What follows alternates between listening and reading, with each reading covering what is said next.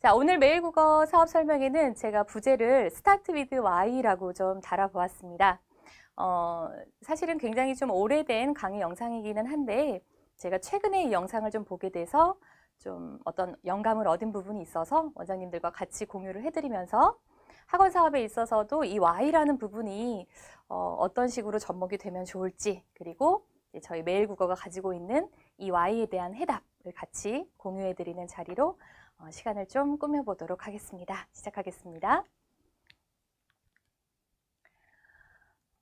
네, 이 사이먼 사이넥의 강의 영상입니다. 아마 굉장히 오래된 영상이기 때문에 이미 좀 보신 적이 있은 원장님들도 많으실 것 같아요. 이 사이먼 사이넥의 골든 서클이라는 마케팅 전략 기법 영상에서 하고자 하는 메시지는 이것입니다. 그러니까 리더가 이제 타인들에게 영감을 주거나 설득을 할 때 필요한 과정입니다. 순서입니다. 우리는 보통 무엇을 할까, 그 무엇을 어떻게 할까에 대한 일반적인 생각은 많이 가지고 있으나 왜 해야 될까에 대한 생각을 잘 하지 않는다고 합니다. 대부분은 이런 식으로 사고를 하게 되죠. 처음에 무엇을 하고 있나, 무엇을 할 것인가에 대한 것은 잘 누구나 대답을 할 수 있고요. 그럼 이 무엇을 하기 위해서는 우리가 어떻게 해야 하는가, 이 부분에 대한 것도 이제 많이들 고민을 하실 수 있죠. 하지만 무엇을 어떻게 할 것인가까지는 생각을 할 수 있지만 왜는 빠져 있는 경우가 많다는 겁니다. 예를 한번 들어보자면 컴퓨터를 만드는 컴퓨터 업체에서 무엇을 만들었느냐? 좋은 컴퓨터를 만들었습니다. 이렇게 말은 할 수 있죠. 좋은 컴퓨터를 만들기 위해서 어떻게 했느냐? 아름다운 디자인을 하고 사용자가 편하게 컴퓨터를 사용할 수 있도록 만들었습니다. 자, 굉장히 좋지 않습니까? 저희 컴퓨터를 구매하시죠. 이런 식으로 보통 판매를 한다는 것이죠. 하지만 누구는 이렇게 말을 합니다. 왜인지를 먼저 설명을 하고 그 왜를 실현하기 위해서 어떻게를 고민하고 그 어떻게를 고민한 결과 이런 상품이 나왔습니다 라고 말을 하는 것이죠. 바로 애플이 그러한데요. 애플에서는 이렇게 말을 했다고 합니다. 자, 우리가 하는 모든 것이 기존 현상에 도전하고 다르게 생각하는 것이라고 믿습니다. 이게 왜에 대한 부분이죠. 기존 현상에 도전하는 우리의 기술이 바로 제품을 아름답게 디자인하고 간단히 사용할 수 있도록 편리하게 제품을 만들게 되었습니다. 자, 이 컴퓨터가 만들어졌습니다. 이렇게 순서를 바꾼 것이죠. 자, 애플사가 다른 컴퓨터사와는 다르게 특별할 수 있었던 이유가 바로 이 리더가 늘 Why에 대한 고민을 했기 때문이라는 골든서클의 주장입니다. 자, 그런데 이 부분을 제가 좀 일상생활에서 편하게 좀 이해하실 수 있게 다른 예를 한번 들어보겠습니다.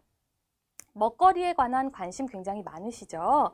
특히 우리 자녀가 어디선가 밖에서 무언가를 사 먹을 때 또는 우리가 외식을 할 때 어떤 음식을 선택하는 기준이 많이 있을 텐데, 자, 제가 만약에 음식점 사장인데 이렇게 말씀을 드렸다고 해보죠. 자, 우리 음식점에서는 굉장히 맛있는 음식을 제공합니다. 와십니다. 이 맛있는 음식을 제공하기 위해서 우리는 좋은 재료와 건강한 조리법을 사용하였습니다. 저희 식당으로 오세요. 자, 이렇게 말을 하는 음식점 사장님이 있습니다. 반면에 제가 이렇게 한번 말을 해보겠습니다. 저는 손님들이 저희 가족이라고 생각을 하고 어느 곳보다도 건강한 음식을 우리 가족에게 먹인다라는 마음으로 좋은 재료를 써서 이 음식을 만들었습니다. 라고 말하는 음식점이 있다고 한번 생각을 해보시죠. 자, 어떻습니까? 똑같은 말인데 Why가 있느냐 없느냐에 따라서 신뢰도의 차이가 발생합니다. 저는 교육에 있어서도 이 Why가 꼭 필요하다고 생각을 하게 되었습니다. 이 사이먼 사이넥의 강의를 보면서요.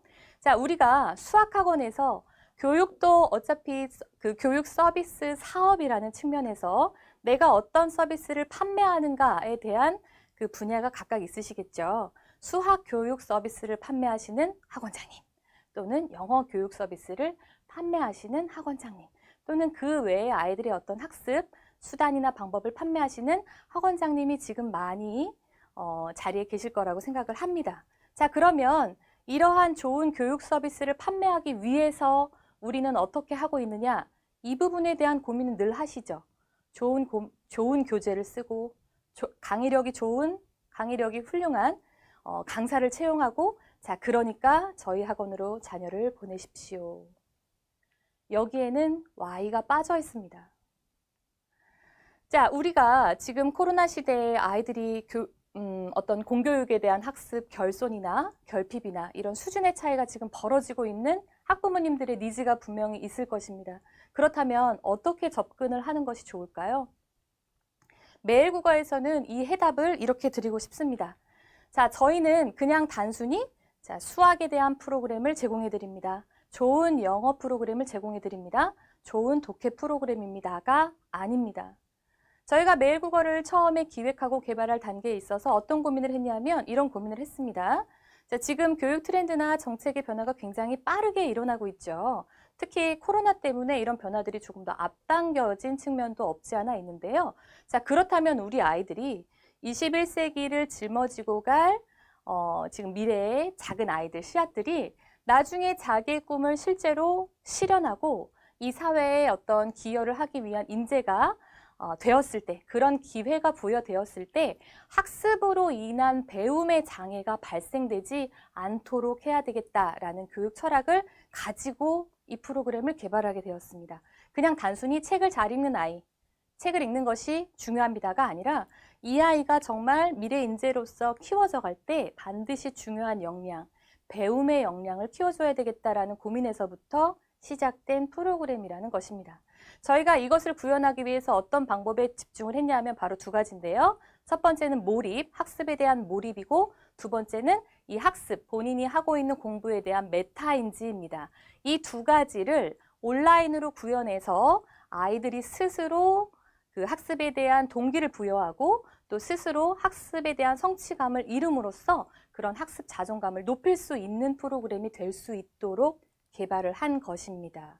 거기에 대한 소스를 초등학교 같은 경우에는 교과서를 소재로 하여 아이들이 스스로 동기부여를 하고 학습 자존감을 높일 수 있으면서 이런 몰입과 메타인지를 통한 자연스러운 학습법을 체득할 수 있도록 중고등학교도 마찬가지죠. 저희가 비문학 지문이라고 했을 때 인문, 사회, 과학, 기술, 예술 이렇게 다양한 영역의 글들을 아이들에게 접하도록 하는데 이 학습 철학의 맥락은 동일합니다. 아이들이 어떻게 하면 스스로 몰입하고 본인이 공부하는 것을 스스로 인지하면서 본인의 학습 자존감을 높일 수 있을 것인가. 바로 Y에 대한 고민이 있었다는 것입니다.